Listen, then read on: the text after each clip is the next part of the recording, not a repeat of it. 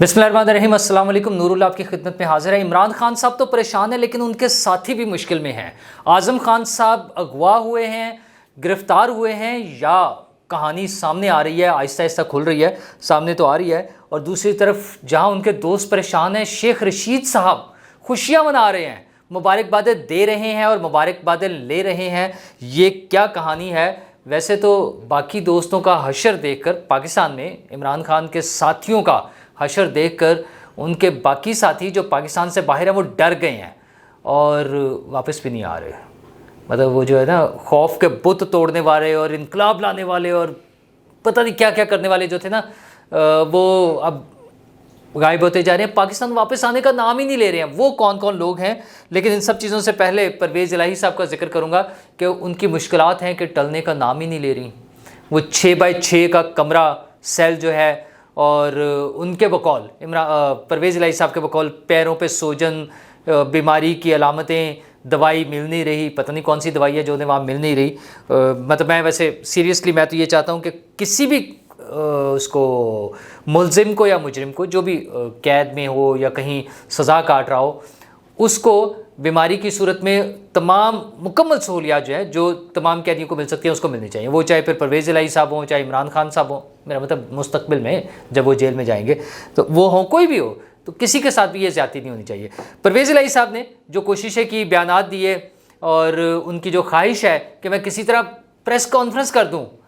मसला ये है कि वो खुद ही जो कहते हैं ना, इमरान खान साहब और सारे साथी, कि जिनके कहने पर प्रेस कॉन्फ्रेंस होती है उन्हें परवेज़ इलाही की प्रेस कॉन्फ्रेंस की ज़रूरत नहीं है। मतलब वो सॉरी, उन्होंने माजरत करो कि जी सॉरी जी, आपकी प्रेस कॉन्फ्रेंस नहीं चाहिए हमें, आप अपनी प्रेस कॉन्फ्रेंस अपने पास ही रखें।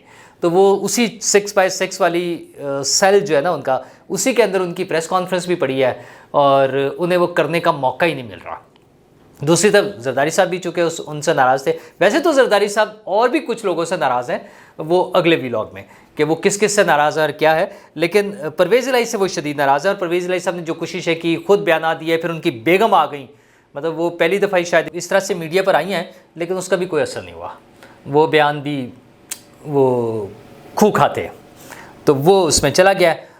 बल्कि ये हो रहा है कि उनका जो मेडिकल रिपोर्ट जिस डॉक्टर ने तैयार की थी, सुना है वो भी फ़ारिग हो गया, मतलब ट्रांसफ़र हो गई है कोई।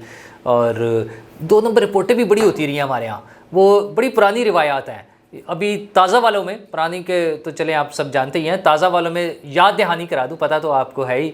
यास्मीन राशिद साहिबा की जो रिपोर्टें बनी थी, वो फिर बाद में वो बंदे फ़ारिग हुए, तब्दील हुए, सेक्रेटरी हेल्थ की छुट्टी हुई इस चक्कर में। तो ये सारी चीज़ें हो रही होती थी। लेकिन परवेज़ इलाही साहब के साथ स्पेशल इशू ये है कि उनको जो स्टाफ मिला हुआ था पंजाब असम्बली का, वो सारा भी उनसे वापस ले लिया गया है। और आप कमाल देखें कि परवेज़ इलाही साहब को 60 लोगों का 60 लोगों का स्टाफ मिला हुआ था, जिसमें सिक्योरिटी वाले, घर के मुलाजिम, ब्ला ब्ला ब्ला, मिला जुला के 60 लोगों का स्टाफ था, जो वापस ले लिया।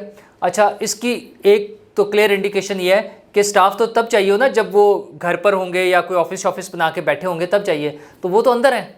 इसका मतलब ये है कि हुकूमत का ख्याल है कि उन्होंने बाहर नहीं आना।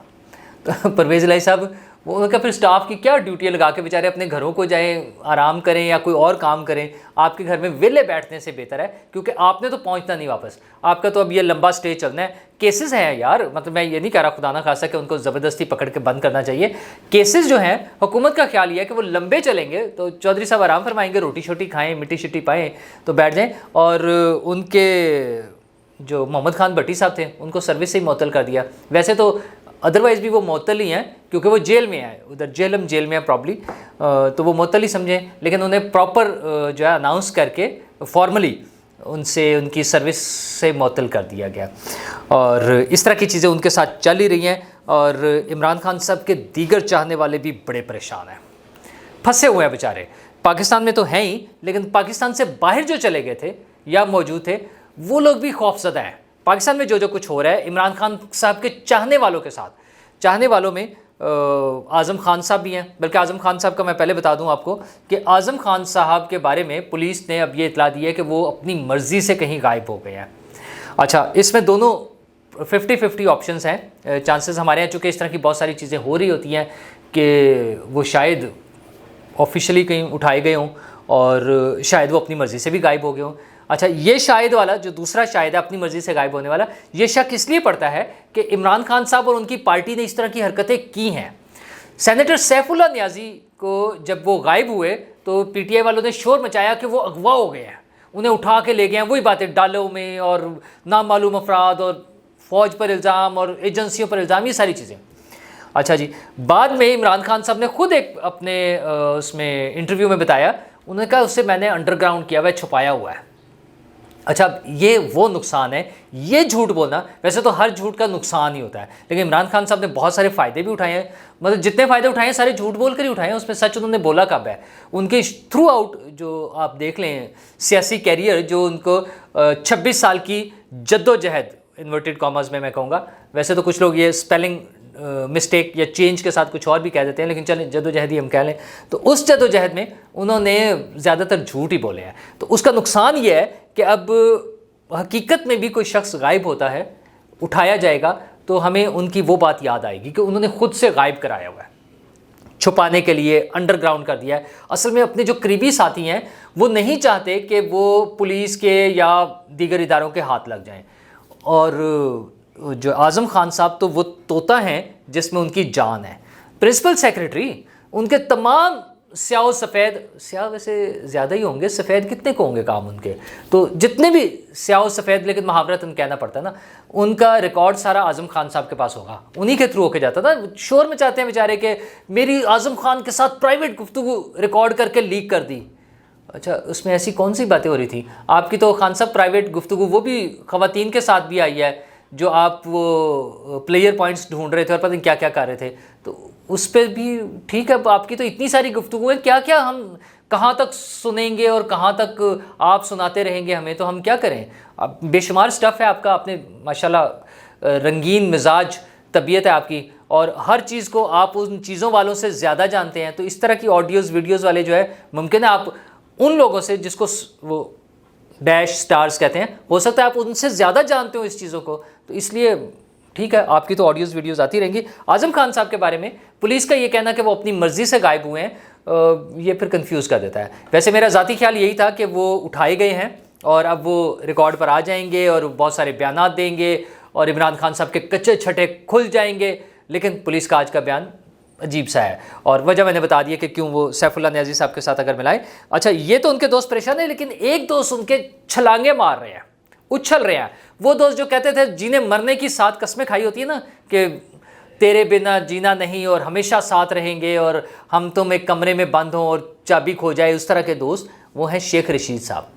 वो भी अजीब लव हेट है, वो चपड़ासी नहीं रखते थे, वो क्या कहते हैं, एक तांगे की सवारी और इस तरह के बयानात एक दूसरे के खिलाफ देकर, और फाइनली वो चहीते बन गए, मिनिस्टर बन गए, इमरान खान साहब की कैबिनेट में उनके साथ शामिल हो गए। और फिर वो जब फारिग होने लगे, जो उनके असल जो उनका था कॉन्टैक्ट्स, जिसको वो क्लेम करते थे कि मैं तो GHQ का बंदा हूँ, गेट नंबर 4 का बंदा हूँ, फिर उन्होंने छुट्टी करा दी। उनका यार हमारे साथ कोई ताल्लुक़ नहीं, फारिग हैं आप। जब वहाँ से छुट्टी हो गई तब भी वो इमरान खान साहब के साथ रहे। तो आज के हालात में जब इमरान खान साहब सख्त परेशानियों का शिकार है, मुश्किलात में घिरे हुए हैं, फंसे हुए हैं, शिकंजे उनके टाइट हो रहे हैं, नैब के, एंटी टेररिज्म के, करप्शन के, सारी चीज़ें उनके खिलाफ जब चल रही हैं, तो शेख रशीद साहब खुशियाँ मना रहे हैं कि मेरे 8 मिलियन 80 लाख फॉलोअर्स हो गए हैं। 80 लाख फॉलोअर्स के साथ वो खुशियाँ मना रहे हैं, वो क्या कहते हैं उसको, मुबारकबादें दे रहे हैं, ले रहे हैं, एंजॉय कर रहे हैं। अच्छा, अजीब बंदे हैं वैसे, एक तरफ परेशानी है, एक तरफ टेंशन है, और उन्हें क्या खुशी है फॉलोअर्स की। तो ज़ाहिर वोट तो मिलते नहीं ना, मतलब एक हो ना पॉलिटिकल लीडर, उसके लिए ये सेलिब्रेशन की बात नहीं होती। हमारे एक दोस्त हैं, उनकी जब एक फॉलोअर्स के हवाले से बात हो रही थी, एक माइलस्टोन उन्होंने वो किया, तो उन्होंने स्ट्रिक्टली वो साथ ये किया कि यार इसको हमने अनाउंस नहीं करना, क्योंकि ये कुछ लोगों का ना स्टेचर उससे बड़ा होता है कि वो अपने बताएं कि इतने लाख और इतने मिलियन, ये चीज़ें उससे बड़ा होता है। तो एक पॉलिटिशियन जो कि एक अपनी तरफ से एक पार्टी का सरबराह है और जो क्लेम ये करता है कि वो सबसे ज़्यादा मरतबा वज़ीर बन चुका है और अपने आप को बड़ा बुज़ुर्ग सियासतदान समझता है, उसके लिए इस तरह की सेलिब्रेशन जो है ना थोड़ी सी अजीब लगती है। बच्चों की हो, कोई नए कमर्स की हो, न्यू कमर्स जिसको कहते हैं उनकी हो, तो वो ठीक है, समझ आती है। तो शेख साहब, लेकिन चले उनके अपनी मसाइल हैं, अब वो अगर इसी चीज़ से खुश हो रहे हैं तो हो जाए, लेकिन बाकी सारे साथी तो परेशान हैं इमरान खान साहब के। जो यहाँ हैं वो या मुकदमात को फेस कर रहे हैं, कुछ जेल में चले गए हैं, कुछ वैसे डरते फिर रहे हैं, और कुछ छुपे हुए हैं, गायब है ना।